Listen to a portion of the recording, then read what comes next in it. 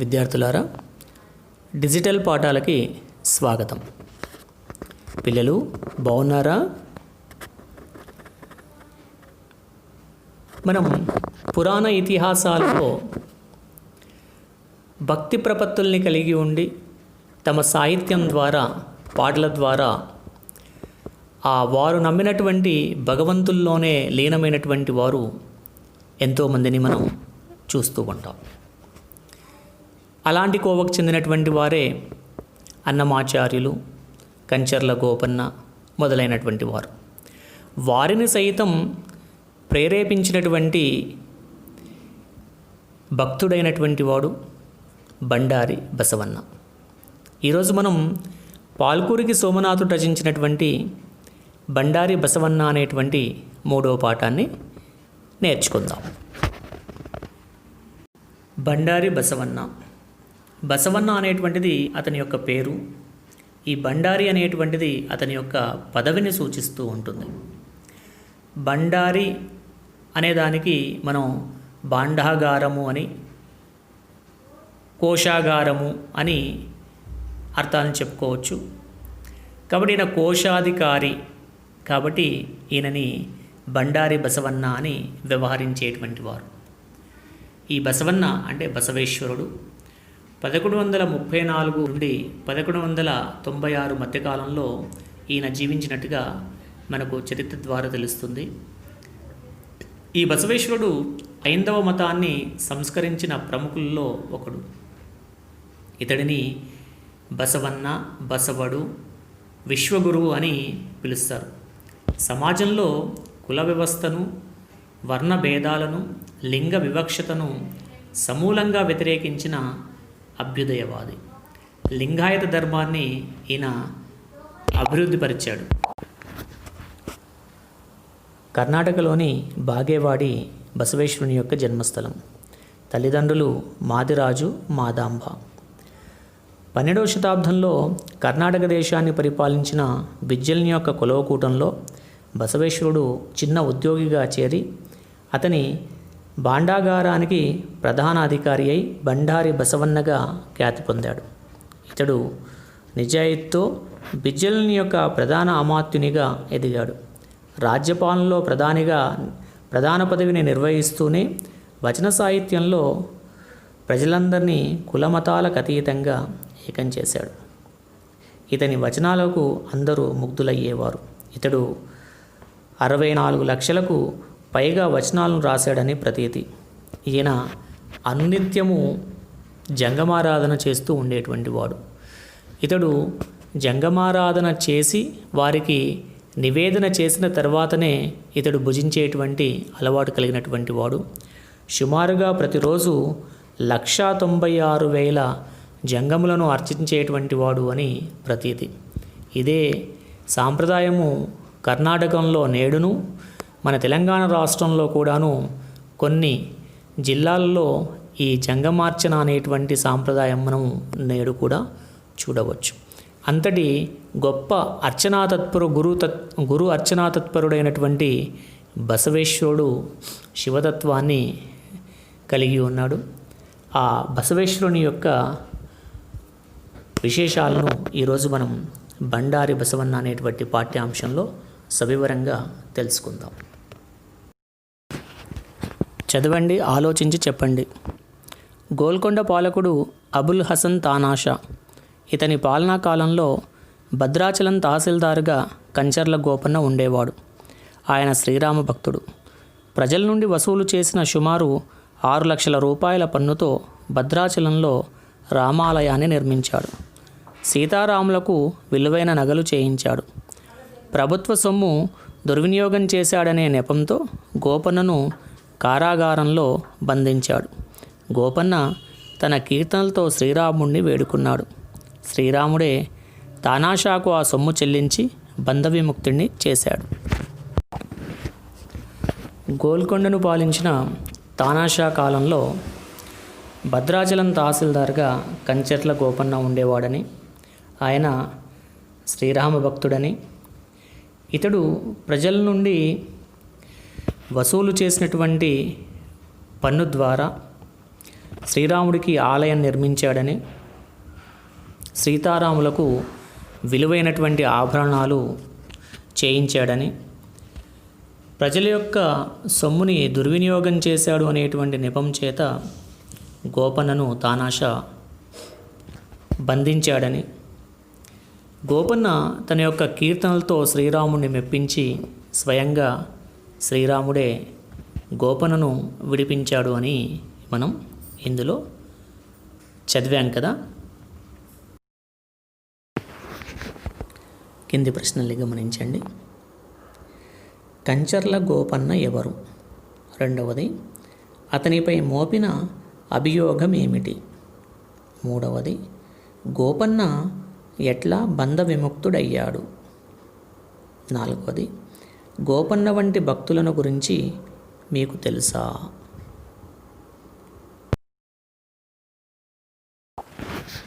ఇప్పుడు పాఠం నేపథ్యం, ఉద్దేశ్యం.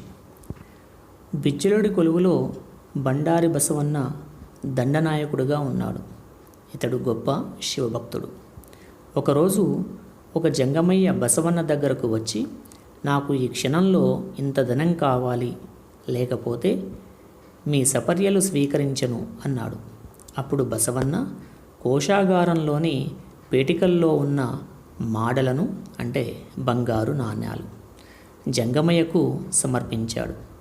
ఇది చూసిన ఇతర మంత్రులు బిజ్జలుడి దగ్గరకు పోయి బసవన్న రాజద్రోహం చేశాడని చెప్పారు. బసవన్న ఔదార్య బుద్ధి, భక్తితత్వం తెలియచేయటం ఈ పాఠం ఉద్దేశ్యం.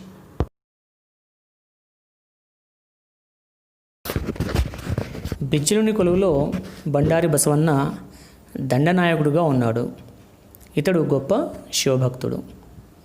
ఒకరోజు అతడు నిత్యము అర్చిస్తూ ఉన్నట్టుగానే ఒకరోజు జంగమారాధన చేస్తూ ఉండేటువంటి సమయంలో ఒక జంగమయ్య బసవన్న దగ్గరకు వచ్చి, నాకు ఈ క్షణంలో ఇంత ధనం కావాలి అని అడుగుతాడు. లేకపోతే మీ సపర్యలు స్వీకరించను అని, అంటే ఆయన చేసేటువంటి ఆరాధనను స్వీకరించను అని. రోజు మనం ముందుగానే చెప్పుకున్నాం, బసవేశ్వరుడు ప్రతిరోజు జంగమార్చన చేస్తూ ఉండేటువంటి వాడు అని. వాళ్లకు సేవ చేసిన తర్వాతి కాలంలో వారు ఆరగించిన తర్వాత ఇతడు భోజనం చేస్తూ ఉండేటువంటి వాడు అని. ఆ విధంగానే ఒకరోజు ఇలా నాకింత ధనం కావాలి అని ఒక జంగమయ్య అడిగేసరికి అప్పుడు బసవేశ్వరుడు తన కోశాగారంలో ఉండేటువంటి పేటికల్లో ఉండేటువంటి మాడలు అంటే బంగారు నాణ్యాలు తీసి ఆ జంగమయ్యకు సమర్పిస్తాడు. అది చూసినటువంటి మిగతా మంత్రులు, తన రాజుగారి యొక్క కొలువుకూడంలో ఉండేటువంటి మిగతా అమాత్యులు, మంత్రులందరూ కూడాను ఈ విషయాన్ని బిజ్జల మహారాజుకి చెప్తారు. ఇలా బసవేశ్వరుడు రాజద్రోహం చేశాడు, కోశాగారంలో ఉండేటువంటి ధనాన్ని తీసుకెళ్ళి ఇలా పంచిపెట్టాడు అని చెప్పేసి మిగతా మంత్రులందరూ కూడాను ఈ రాజుగారికి చెప్తారు. ఇలా బసవన్న ఔదార్య బుద్ధి, భక్తితత్వం తెలియచేయడం ఈ పాఠం యొక్క నేపథ్యం. నిస్వార్థమైన భక్తితో పూజిస్తే భగవంతుడు తప్పక కరుణించి మనల్ని రక్షిస్తాడని చెప్పడమే ఈ పాఠం యొక్క ఉద్దేశం. ఎప్పుడు కూడా సదుద్దేశంతో చేసేటువంటి పనులు ఎప్పుడు మనిషిని సచ్చీలుడుగా నిలబెడతాయి అని ఈ పాఠం ద్వారా మనకు తెలుస్తుంది.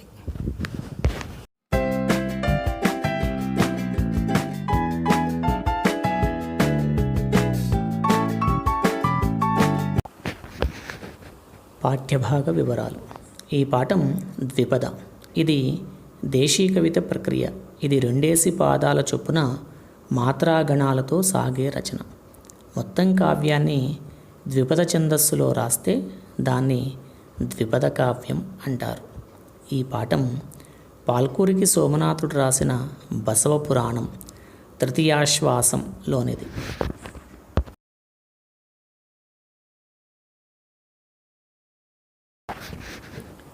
కవి పరిచయం. పాల్కూరికి సోమనాథుడు 12వ శతాబ్దానికి చెందినవాడు.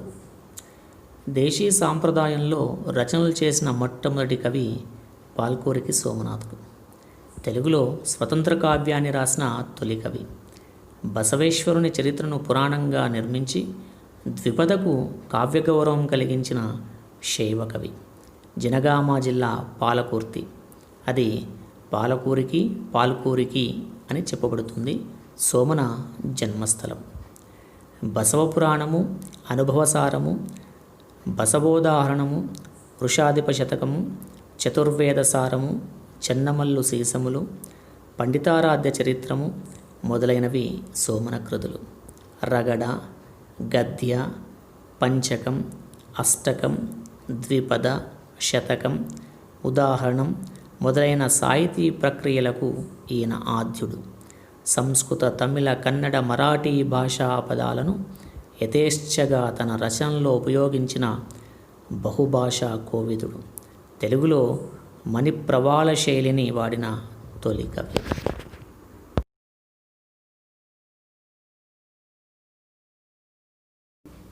ఈ పాఠ్యభాగ కవి పాల్కురికి సోమనాథుడు.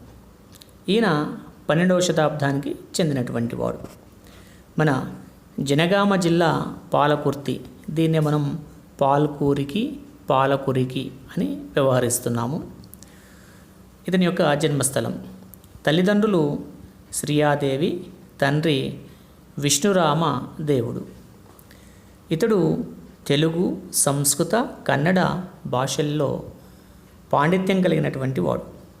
ఇతడు బసవపురాణం, వృషాధిప శతకం, చతుర్వేదసారం, సోమనాథస్తవం, అనుభవసారం, పండితారాధ్య చరిత్రం, చెన్నమల్లు సీసములు, గద్యములు, ఉదాహరణములు, పంచకాలు, అష్టకాలు, స్తవాలు, రగడ, గద్య, ద్విపద, శతకం మొదలైన సాహితీ ప్రక్రియలకు ఈయన ఆద్యుడు అని చెప్పవచ్చు. ఈయన యొక్క ప్రత్యేకతలను కానీ మనం గమనించినట్లయితే, దేశీ సాంప్రదాయంలో రచనలు చేసినటువంటి మొట్టమొదటి కవి పాల్కురికి సోమనాథుడు. తెలుగులో స్వతంత్ర కావ్యాన్ని రాసిన తొలి కవి ఇతడు. బసవేశ్వరుని చరిత్రను పురాణంగా నిర్మించి ద్విపదకు కావ్య గౌరవం కలిగించిన శైవ కవి. ఇతడు శివభక్తుడు. తెలుగులో మణిప్రవాళ శైలిని వాడిన తొలి కవి. శివకవి యుగానికి చెందిన కవి శివకవిత్రయం అనే ముగ్గురు కవులలో పాల్కురికి ఒకరు. తక్కిన ఇద్దరు మల్లికార్జున పండితారాధ్యుడు, నాణ్యచోడుడు. ద్విపద, రగడలే కాకుండా సోమనాథుడు సీసం, త్రిభంగి, తరువోజ, క్రౌంచపదం, వనమయూరం, చతుర్విధ కందం, త్రిపాసకందం లాంటి స్థానిక ఛందోరీతులను ప్రయోగం చేశారు.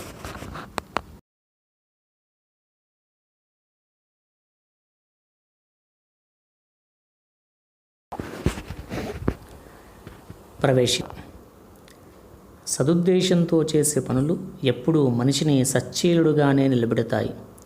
భగవంతుడు కూడా ఇటువంటి పనులను చేసే వారిని మెచ్చుకుంటాడు. దీనికి ఉదాహరణలు పురాణేతిహాసాలలో అనేకం కనిపిస్తాయి. ఆ కోవలోని వాడే బండారి బసవన్న. అతని జీవితంలో జరిగిన ఒక మహత్తర ఘట్టం గురించి ఇప్పుడు తెలుసుకుందాం.